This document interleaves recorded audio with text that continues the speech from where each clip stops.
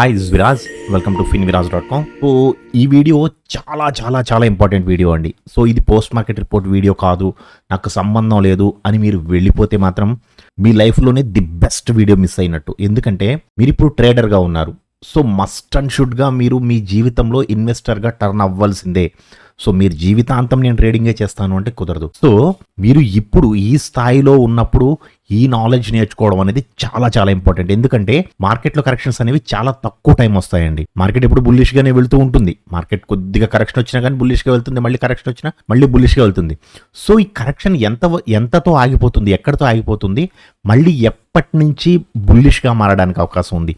So నేను కరెక్ట్గా ఎక్కడి నుంచి నేను మార్కెట్ని బేరిష్గా చూడాలి, ఎక్కడి నుంచి కరెక్ట్గా బుల్లిష్గా చూడాలి. సో నా వ్యూ ఏంటి మార్కెట్ మీద లాంగ్ టర్మ్కి లేదా షార్ట్ టర్మ్కి అనేది మస్ట్ అండ్ షుడ్గా తెలుసుకోవాలి అంటే ఈ వీడియో తప్పకుండా చూడండి. ఓకే, సో ఈ వీడియోలో అంత ఇన్ఫర్మేషన్ ఇస్తానండి, చాలా చాలా మంచి ఇన్ఫర్మేషన్. బోరు కొట్టినా సరే కూర్చుని వినండి, ఎందుకు చెప్తున్నాను వినండి. Okay, so first of all మనకి ఇప్పుడు మార్కెట్ పడిపోతుంది, ఎఫ్ఐఎస్ సెల్ చేస్తున్నారు, డిఐఎస్ బై చేస్తున్నారు, సపోర్ట్ చేస్తున్నారు మార్కెట్కి, అవన్నీ ఓకే, మీరు ప్రతి ప్లాట్ఫామ్లోనూ వింటున్న విషయమే అది.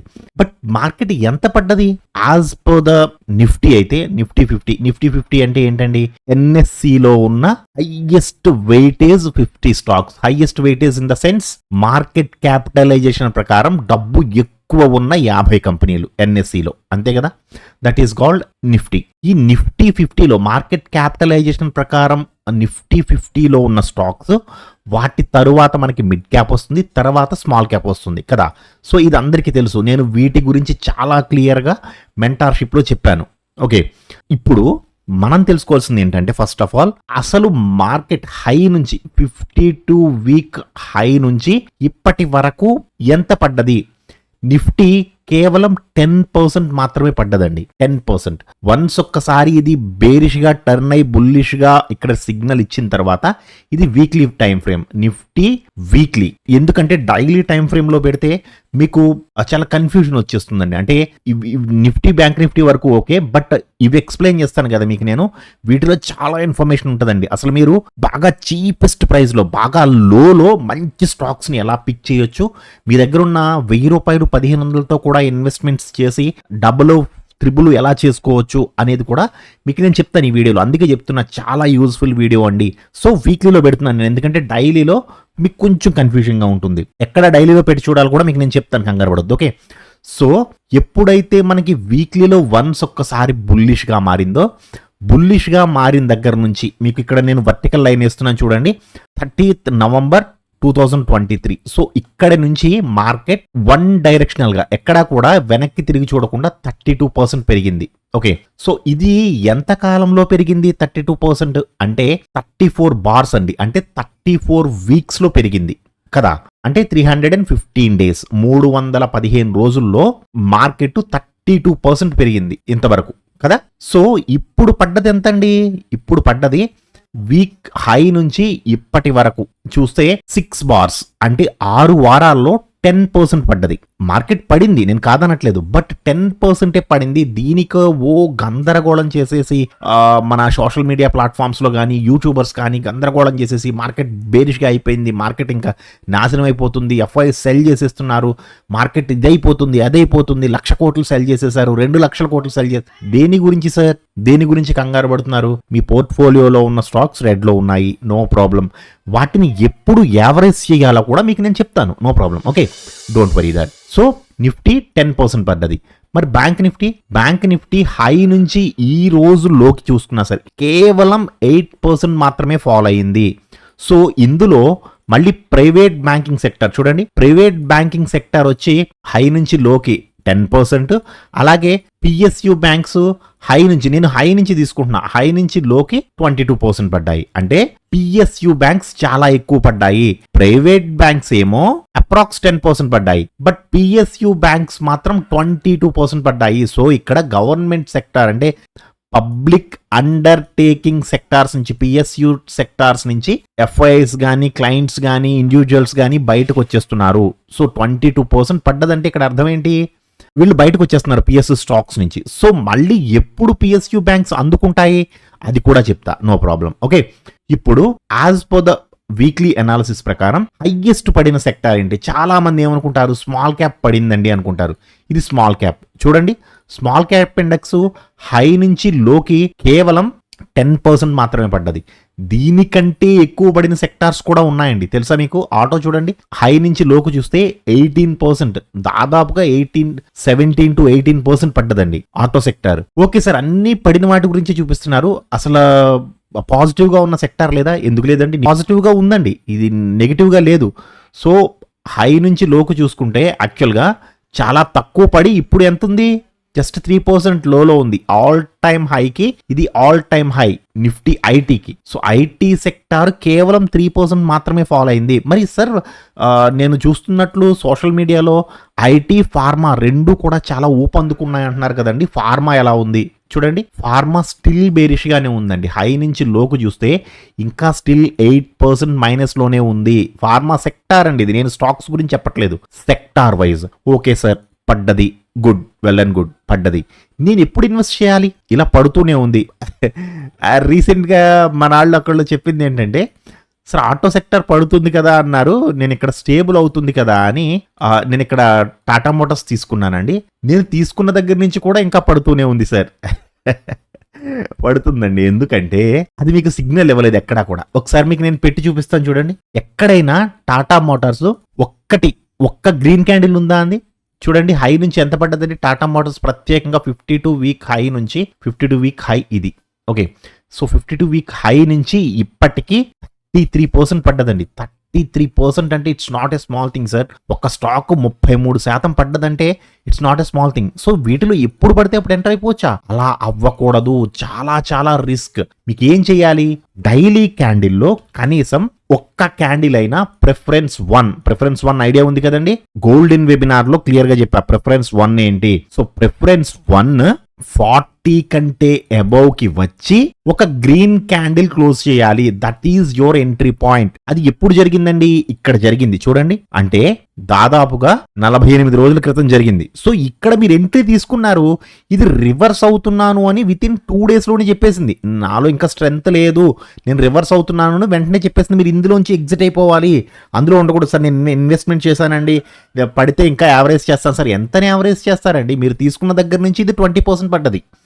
ఇక్కడ మీరు టాటా మోటార్స్ తీసుకున్నారు, టాటా మోటార్స్ తీసుకున్న దగ్గర నుంచి కూడా ఇంకా 20% పడ్డది. ఎంత యావరేజ్ చేస్తారు? సో ఎప్పుడు అటువంటి మిస్టేక్స్ చేయకూడదు. ఇన్వెస్టింగ్కి వచ్చేటప్పటికి చాలా చాలా జాగ్రత్తగా చేసుకోవాలండి. సో స్టాక్స్లో ఇన్వెస్ట్మెంట్ ఎప్పుడు చేయాలి? ప్రిఫరెన్స్ 1 40 కంటే అబోవ్కి వెళ్ళి ఒక గ్రీన్ క్యాండిల్ వేస్తే that is your entry point. ఒకవేళ ఇన్ కేస్ మళ్ళీ 40 కిందకి వచ్చి క్లోజ్ అయిందా preference 1, you have to exit. Stop. మీరు ఎగ్జిట్ అయిపోవాలండి, అంటే ఎట్టి పరిస్థితుల్లో ఎగ్జిట్ అయిపోవాలి. అది ఇదేనండి, ఇదే ట్రేడ్. అది వర్టికల్ లైన్ వేశాను కదా, ఈ ట్రేడ్ అదే. ప్రిఫరెన్స్ 1 కంటే కిందకు వచ్చి క్లోజ్ అయింది. ఓకేనండి, ఎప్పుడు తీసుకోకూడదో తెలిసింది, ఎప్పుడు తీసుకోవాలో చూపించండి. అంటే నిఫ్టీ ఐటీ చూడండి, as per the Nifty IT ప్రకారం మనకి రీసెంట్గా ఎప్పుడు November 6th మనకు ఒక ఎంట్రీ ఇచ్చింది. సో మీరు వీటిలో ఏం చేస్తారంటే, మనకి blue chip stocks and multi bagger stocks అని 2 రకాలు ఉంటాయి. ఐడియా ఉందా అండి? స్టాక్ మార్కెట్లో ఉన్న వాళ్ళు blue chip stocks, multi bagger stocks గురించి రెగ్యులర్గా మాట్లాడుకుంటూ ఉంటారు. ఒకవేళ ఇన్ కేస్ వీటి గురించి మీకు తెలియకపోతే, అసలు బ్లూ చిప్ స్టాక్స్ అంటే ఏంటి, మల్టీ బ్యాగర్ స్టాక్స్ అంటే ఏంటి, ఈ రెండింటికి ఉన్న డిఫరెన్స్ ఏంటి? కొంతమంది చాలా మంది రెండు ఒకటే అనుకుంటారు, కాదు. సో వీటి మధ్య ఉన్న డిఫరెన్స్ ఏంటి అనేది మీకు ఒక సపరేట్ వీడియో కావాలంటే కామెంట్ సెక్షన్లో అడగండి, నేను వీటి గురించి కూడా క్లియర్గా చెప్తా. ఈ మల్టీ బ్యాగర్ స్టాక్స్ ఎలా దొరుకుతాయంటే, చిన్న చిన్న పెన్నీ స్టాక్స్ ఉంటాయి కదండి, వాటిలోంచి మనం ఫైండ్ అవుట్ చేయొచ్చు. ఎలా అండి? ఒక ఎగ్జాంపుల్ చూపించండి. చూడండి, నిఫ్టీ ఐటీ మనకి 6వ తారీఖున 40 కంటే పైన ప్రిఫరెన్స్ 1 బుల్లిష్ క్యాండిల్ వేసింది. సో ఐటీలో నాకు ఇక్కడ ఎంట్రీ దొరికింది. నేను తీసుకోవచ్చా? ఐటీలో తీసుకోం కదా, డైరెక్ట్గా ఏం తీసుకుంటారు? టీసీఎస్ కానీ, ఇన్ఫోసిస్ కానీ, లేదా విప్రో కానీ, ఇటువంటి స్టాక్స్ తీసుకుంటారు. సో నేనేం చేస్తాను, టీసీఎస్, విప్రో ఇవి blue chip stocks.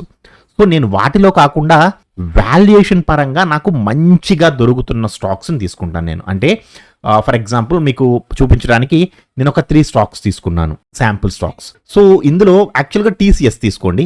First TCS మీకు ఎగ్జాంపుల్ చూపించడానికి. టీసీఎస్ మనం అక్కడ 6వ తారీఖున కదా మనకు బ్రేక్అవుట్ ఇచ్చింది ఐటీ సెక్టార్. 6వ తారీఖున నేను టీసీఎస్ తీసుకుంటే ఇప్పటి వరకు నాకున్న ప్రాఫిట్, ఈ రోజు మార్కెట్ పడింది కాబట్టి 0.33%, అంటే ప్రజెంట్ పాజిటివ్లోనే ఉన్నాను. యాక్చువల్గా అయితే ఇది 2% వరకు వెళ్ళింది. లేదండి టెక్ మహీంద్రా తీసుకున్నాను, అటు ఇటు కాదు, బాగా బ్లూ చిప్ కాదు, బాగా హైయెస్ట్ మార్కెట్ క్యాపిటలేషన్ ఉన్న స్టాక్ కాదు, అలా అని బాగా లోగా ఉన్న స్టాక్ కాదు, టెక్ మహీంద్రా తీసుకున్నాను సార్. టెక్ మహీంద్రా మైనస్లో ఉంది చూడండి, ఇది మీరు 6th కదా. సో మీరు ఇక్కడ తీసుకుంటే ఈ రోజుకి యాక్చువల్గా ఇది నిన్న కూడా చిన్న మైనస్లో ఉంది, ఈ రోజు క్లోజింగ్కి ఇది 1.2% లాస్లో ఉంది. బట్ దీంట్లోంచి మీరు ఎగ్జిట్ అవ్వవసరం లేదు. ఎందుకు? 40 కంటే కిందకి రాలేదు. 40 కంటే కిందకి వచ్చింది స్టాక్ అంటే అది బేరిష్ మోడ్లోకి అడుగు పెట్టింది. ఎంత పడుతుంది అనేది తెలియదు అని అర్థం. చూడండి ఇక్కడ కూడా పడడం స్టార్ట్ అయింది. ఇక్కడ ఎగ్జిట్ అయిపోవాలా? అవసరం లేదు, ఎందుకంటే ఇక్కడ 40 కంటే బిలో లేదు. సో కొంతవరకు వచ్చింది, మార్కెట్ ఆల్రెడీ స్ట్రాంగెస్ట్ సపోర్ట్ వరకు వచ్చింది, ఇక్కడ ఫాలో అవుతుంది మనకు తెలుసు. యాజ్ పర్ టెక్నికల్స్ ప్రకారం మీరు ఫిన్విరాజ్ను ఫాలో అవుతున్న వాళ్ళైతే మస్ట్ అండ్ షుడ్గా మీకు మార్కెట్ యొక్క డైరెక్షన్ తెలుస్తుంది. సో మార్కెట్ ఎటు వెళ్ళడానికి సిగ్నల్ ఇస్తుంది. ఇక్కడ బేరిష్గా వస్తున్నాను సిగ్నల్ ఇచ్చింది, ఇక్కడ నుంచి సపోర్ట్ జోన్ లేదా స్ట్రాంగెస్ట్ సపోర్ట్. సో 5% పడ్డది. మీరు ఇక్కడ కంగారు పడతారా? అవసరం లేదు, ఎందుకంటే ఎంట్రీ ఇచ్చిన దగ్గర మీకు 40 కంటే బిలో లేదు. సో కరెక్షన్కి వచ్చింది. మీరు ఇక్కడ గ్రీన్ క్యాండిల్లో మళ్ళీ మీరు యావరేజ్ చేసుకోవచ్చు కావాలనుకుంటే. ఇక్కడ మీరు ఒకవేళ తీయకపోయినా ఇక్కడ యావరేజ్ చేసుకోవచ్చు, ఇక్కడ నుంచి పైకి వెళ్తుంది. సో 6వ తారీఖు నుంచి, 6వ తారీఖు ఏదైతే మనకి ఐటీ సెక్టర్ బుల్లిష్గా టర్న్ అయిందో అక్కడి నుంచి చూస్తే మనకి ఇది 1.2% మైనస్లో ఉంది. నేనేం చేస్తాను, నేను బ్లూ చిప్ స్టాక్స్ని కాకుండా మల్టీ బ్యాగర్స్ని ఎత్తుక్కుంటాను. అంటే అన్ని రకాలుగాను కూడా నేను ఇక్కడ ఒక కంపెనీని తీసుకుంటున్నాను, అదేంటి టెరాసాఫ్ట్. అసలు దీని పేరు కూడా వినుంటారు మీరు కదా. సో ఇది నాకు 6వ తారీఖు ఇక్కడ కదండి, this is the 6th November. So 6వ తారీఖు నుంచి ఇప్పటి వరకు నేను ఈ రోజుకి స్టిల్ ఈ రోజు హోల్డ్ చేస్తుంటే నాకు ఇచ్చిన రిటర్న్ ఎంత అండి? 83%. అంటే నేను 1,00,000 రూపాయలు దీంట్లో ఇన్వెస్ట్మెంట్ పెడితే నాకు ఈ రోజుకి 83,000 ప్రాఫిట్లో ఉన్నాను. నా 1,00,000 రూపాయలు నాకు ఉన్నాయి, అది కాకుండా నాకు ఇంకా 83,000 ఉన్నాయి.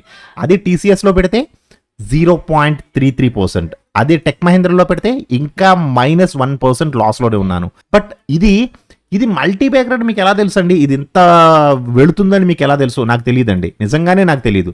నేను ఎలా తెలుసుకుంటాను అంటే ఈ స్టాక్ నేమ్ని కాపీ చేసుకుంటాను. నాకేదైతే ఒక స్టాక్ గురించి తెలుసుకోవాలి అనుకుంటానో నేను ఆ స్టాక్ నేమ్ కాపీ చేసుకుంటాను. అండ్ screener.inలోకి వెళ్ళి నేను దాని టెక్నికల్స్ ఫండమెంటల్స్ నేను చూస్తాను. సో దీని మార్కెట్ క్యాపిటలేషన్ ఎంత ఉంది? 194. స్టాక్ పిఈ ఎంత ఉంది? 28. It's a good one. So PE కూడా మనకి మంచి స్థాయిలోనే ఉంది. Okay, and PE ratio, max PE ratio ఎంత ఉందండి? 9.8. యాక్చువల్గా అయితే ఇది మనకి 6th నవంబర్ కదా, 6th నవంబర్కి 19 ఉంది కదా. సో దీన్ని నేను తీసుకోవచ్చు, నేను తీసుకున్న టైంకి ఇది 19 ఉంది. సో నేను దీన్ని తీసుకోవచ్చు, హ్యాపీగా తీసుకోవచ్చు. ఇంకొకటి ఏంటంటే నేను ప్రాఫిట్ అండ్ లాస్ స్టేట్మెంట్ చూస్తాను, ప్రాఫిట్ అండ్ లాస్లో ఈపీఎస్ చూస్తాను, ఎర్నింగ్స్ పర్ షేర్ పెరుగుతుందా లేదా. గత 3 quarters నుంచి -1.4 నుంచి +2.7 తర్వాత 2.7 ఇది కన్సిస్టెంట్గా ఈపీఎస్ అంటే ఎర్నింగ్స్ పర్ షేర్ ఇవ్వగలుగుతున్నారు. సో బాగుంది. తరువాత ఇన్వెస్టర్స్, ప్రమోటర్స్ ఏమైనా హోల్డింగ్స్ తగ్గించుకుంటున్నారా? లేదు, ప్రమోటర్స్ ఎటువంటి హోల్డింగ్స్ తగ్గించుకోవట్లేదు. ఇందులో ఎఫ్ఐఎస్ డిఐఎస్ ఇన్వెస్ట్ చేయలేదు. సో నాకు సడన్గా అమ్మేస్తారేమో అనే భయం కూడా లేదు. నో ప్రాబ్లం, నాకు అన్ని టెక్నికల్ పరంగా నాకు అన్ని సూపర్గా ఉన్నాయి. సో నేను దేనికి భయపడాలి ఇంకా? సో నేను కూడా అందులోనూ నేను ఒక 10-15 సంవత్సరాలకి ఇన్వెస్ట్ చేయట్లేదు. నేను ఇన్వెస్ట్ చేసేదల్లా మహా అయితే 6 months to 1 year అంతే. నాది short term goal. So short term లో నాకు మంచి స్టాక్ కావాలి. సో ఇప్పుడు రిజల్ట్స్ ఎలా ఉన్నాయి, సో వీళ్ళ రిజల్ట్స్ ని బట్టి నేను డెసిషన్ తీసుకుంటాను. ఇది మాత్రమే కాకుండా టెక్నికల్ పరంగా కూడా నాకు ఇక్కడ ఇది చాలా మంచి ఎంట్రీ ఇచ్చింది. సో నేను ఇక్కడ తీసుకుంటాను. మూవ్ అవ్వడానికి స్పేస్ ఉందా లేదా కూడా చూసుకోండి. యాజ్ పర్ ద టెక్నికల్స్ ప్రకారం మూవ్ అవ్వడానికి స్పేస్ ఉందా లేదా మీకు 1 weekలో పెట్టుకుంటే తెలుస్తుందండి. మూవ్ అవ్వడానికి యాక్చువల్గా నాకు అప్ టు స్ట్రాంగెస్ట్ రెసిస్టెన్స్ వరకు స్పేస్ ఉంది. సో నేను ఇక్కడ తీసుకుంటే ఇక్కడ వరకు అంటే నాకు 38 to 40% స్పేస్ ఉంది మూవ్ అవ్వడానికి. సో నేను ఇటువంటి స్టాక్స్లో ఎంట్రీ తీసుకుంటా. ఎలా తీసుకున్నాను? నేను వీక్లీ టైం ఫ్రేమ్లో నేను ఎక్స్టెన్షన్ యూజ్ చేసుకున్నాను హ్యాపీగా. సో మూవ్ అవ్వడానికి స్పేస్ ఉంది. సో నాకు ఎంట్రీ ఇచ్చిన దగ్గర నుంచి ఇది హ్యాపీగా వెళ్ళింది. ఇప్పుడు స్టిల్ ఇంకా వెళుతూనే ఉంది. నేను దీంట్లో తీయవలసిన అవసరం ఉంది. సో ఒకవేళ మనకి ఏదైనా భయం వేస్తే మనం పెట్టిన పెట్టుబడి అనేది మనం ఏదైతే 1 lakh లేదా 10,000 లేదా 5,000 లేదా 1,000 రూపాయలు మీరు పెట్టుబడి పెట్టారో ఆ 1,000 రూపాయలు తీసేయండి, మిగతాది అలా వదిలేయండి. వెళ్ళిపోతుంది కదా స్టాక్. దీనికి ఇది 155 రూపీస్ ఉంది, ఇది 1500 అవ్వచ్చు, 4000 కూడా అవ్వచ్చు. Maybe at the same time ఇది మీరు కొన్న ప్రైస్ 80 రూపాయలకు కూడా వచ్చేయచ్చు. ఆ ప్రాబబిలిటీ కూడా ఉంటుంది. బట్ మీరు పెట్టిన పెట్టుబడి తీసేశారు కదా, మీరు పెట్టిన 1 lakh 10,000 1,000 ఏదైతే ఉందో అది బయటకు తీసేశారు. So there is no risk. ఇప్పుడేముంది, ఓన్లీ ప్రాఫిట్ మాత్రమే ఉండిపోయింది అందులో. సో ఇలా మీరు సెక్టోరియల్ అనాలసిస్ చేస్తూ, అంటే మీకు ఏవైతే సెక్టార్స్ ఉంటాయో ఆ సెక్టోరియల్ అనాలసిస్ చేస్తూ మీకు అన్నిటికంటే ఎక్కువ పడిన సెక్టార్ ఏదో తెలుసా అండి? Nifty media.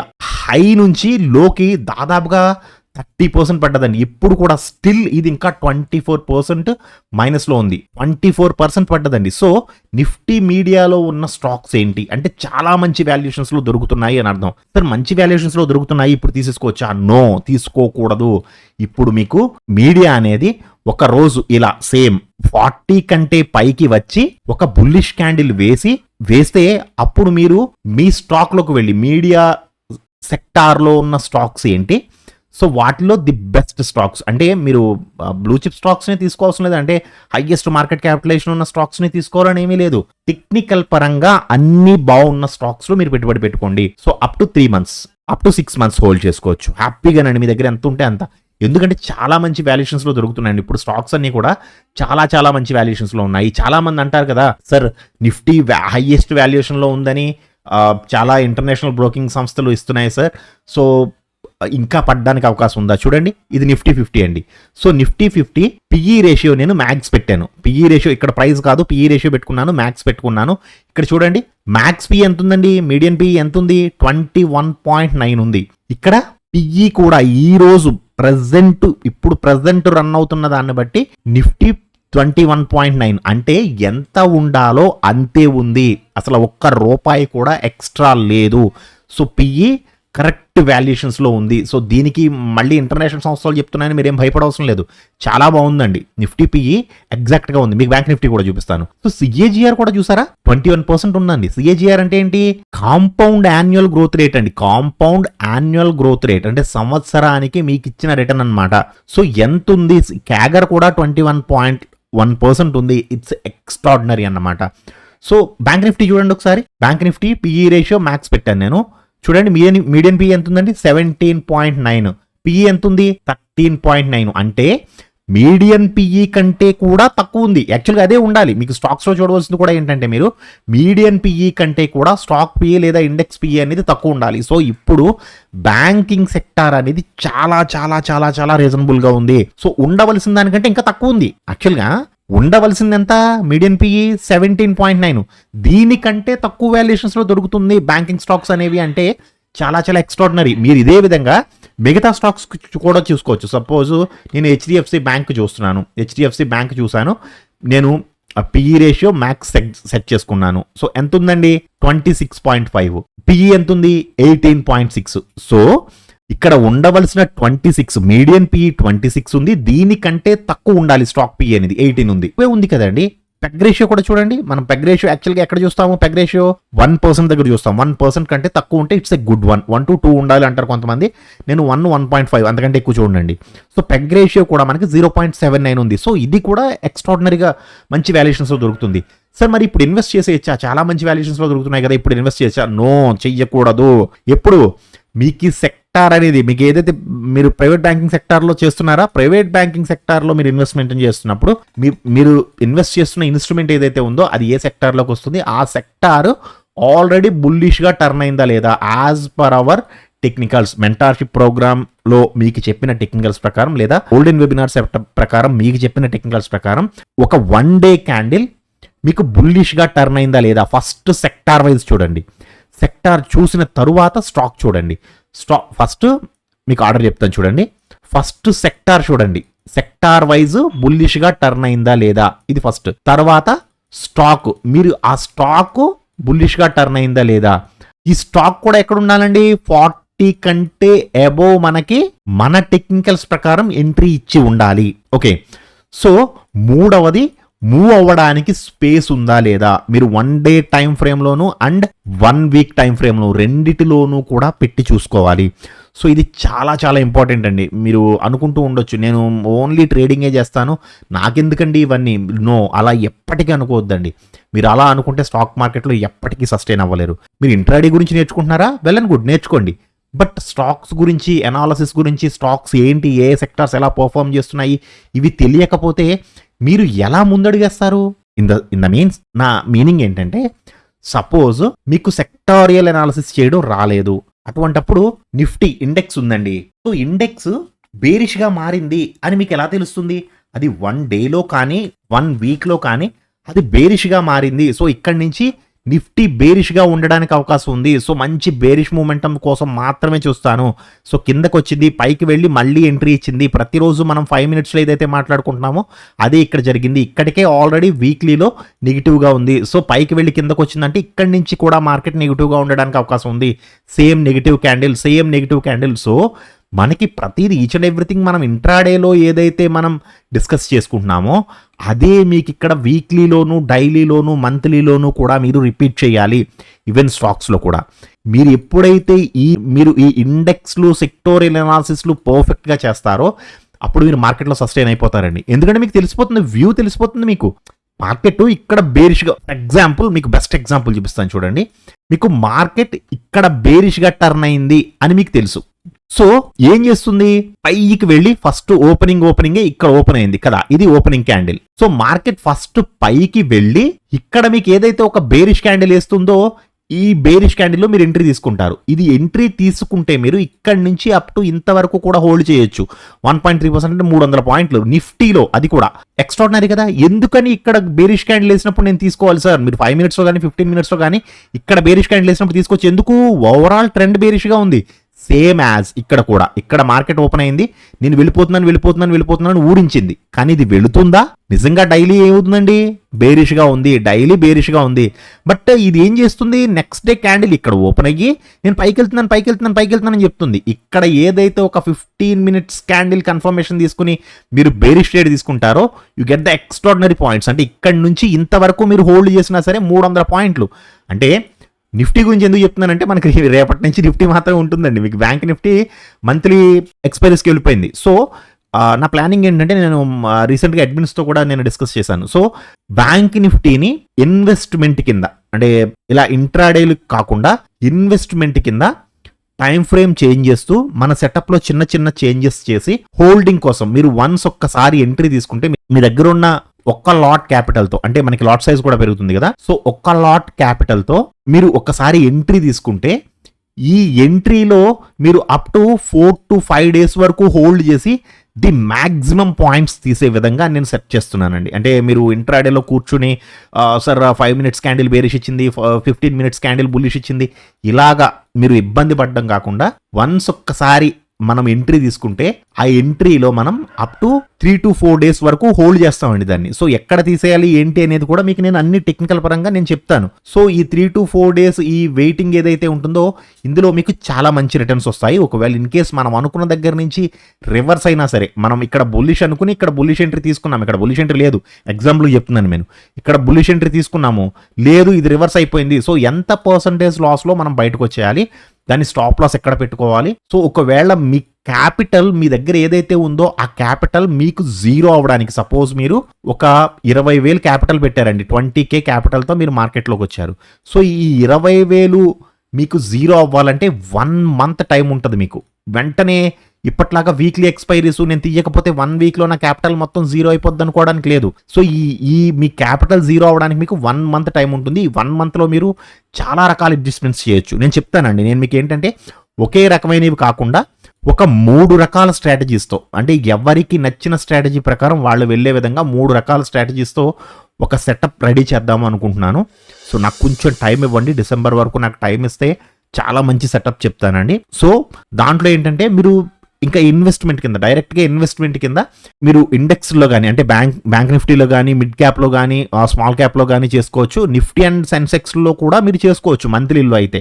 కాకపోతే ఏంటంటే Nifty and Sensex weekly expiries కూడా ఉంటాయి కాబట్టి కొంచెం డికే అనేది ఎక్కువ ఉంటుంది. కంపారిటివ్లీ నిఫ్టీ సెన్సెక్స్తో పోలిస్తే మనకి bank Nifty, mid cap Nifty, small క్యాప్లో మీకు మంచి రిటర్న్స్ రావడానికి అవకాశం ఉంటుంది. అంటే లాస్ 10 రూపాయలు పెడితే ప్రాఫిట్ అనేది 50 నుంచి 70 రూపాయలు పెడతారన్నమాట. సో అంత ఉంటుంది. అంటే మీకు ఇచ్చేది, మార్కెట్కి ఇచ్చేది చాలా తక్కువ ఉంటుంది, మీరు మార్కెట్ నుంచి తీసుకునేది ఎక్కువ ఉంటుంది. So me ROI, return on investment అనేది ఎక్కువ ఉండేలా ప్లాన్ చేస్తున్నాను. సో కొంచెం టైం పడుతుంది, దాని గురించి వెయిట్ చేయండి. సో ఈ వీడియోలో మీరు ఎంత సబ్జెక్ట్ నేర్చుకున్నారు, సో మీకు ఈ వీడియో ఏమైనా యూజ్ అయ్యిందా అనేది తప్పకుండా కామెంట్ సెక్షన్లో చెప్పండి. ఓకేనండి. Thank you so much.